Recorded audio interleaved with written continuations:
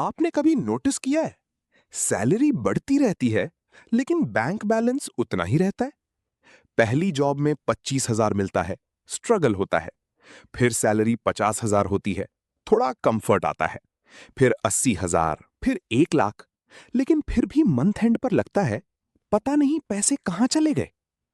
Problem salary की नहीं है, प्रॉब्लम है लाइफस्टाइल अपग्रेड की, जो साइलेंटली आपको फाइनेंशियली स्टक कर देता है।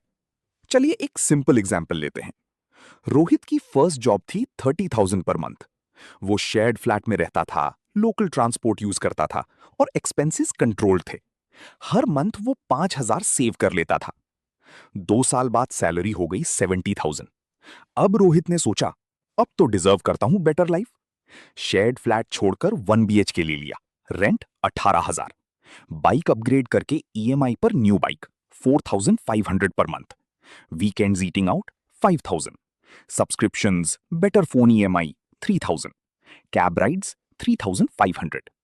Total new expenses approximately 34,000। पहले रोहित 5,000 सेव करता था, अब 70,000 कमाकर भी वो सिर्फ 7 से 6,000 रुपए सेव कर रहा है। सैलरी डबल हुई, सेविंग्स ऑलमोस्ट सेम। यही है लाइफस्टाइल अपग्रेड ट्रैप।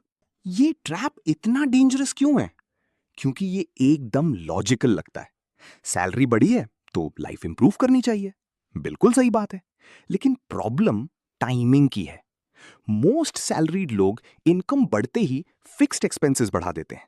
और फिक्स्ड एक्सपेंसेस सबसे डेंजरस होते हैं क्योंकि वो हर मंथ कंपलसरी होते हैं। एक सिंपल मैथ देखिए। अगर आप 20,000 इन्वेस्ट करते हो हर मंथ और 12% रिटर्न मिलता है, 20 साल में ये अप्रॉक्स 2 करोड़ बन सकता है।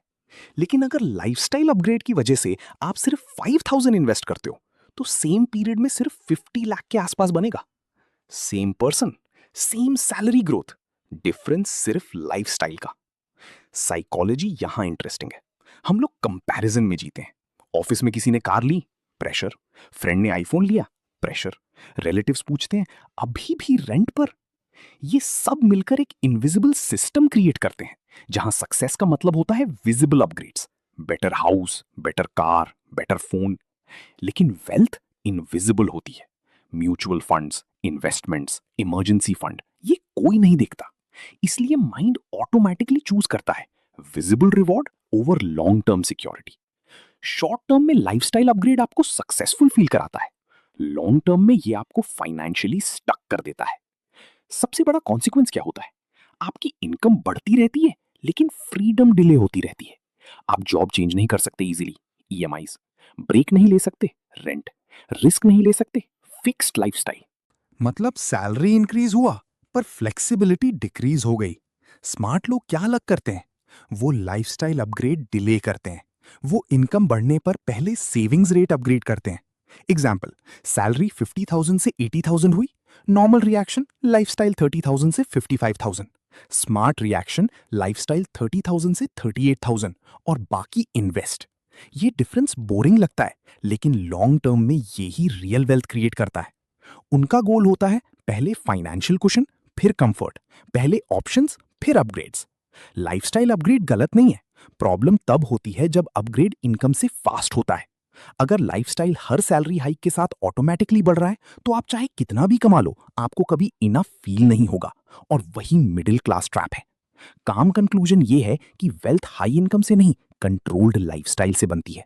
सैलरी ग्रोथ इंपॉर्टेंट है, लेकिन उससे भी इंपॉर्टेंट है कितना आप लाइफस्टाइल को कंट्रोल कर पाते हो। अगर आप नेक्स्ट सैलरी हाइक पर सिर्फ एक डिसीजन चेंज कर दो, तो आपका पूरा फाइनेंशियल फ्यूचर चेंज हो सकता है। अगर आपको ऐसे logical reality based finance videos पसंद है, तो चैनल को सब्सक्राइब कर सकते हैं।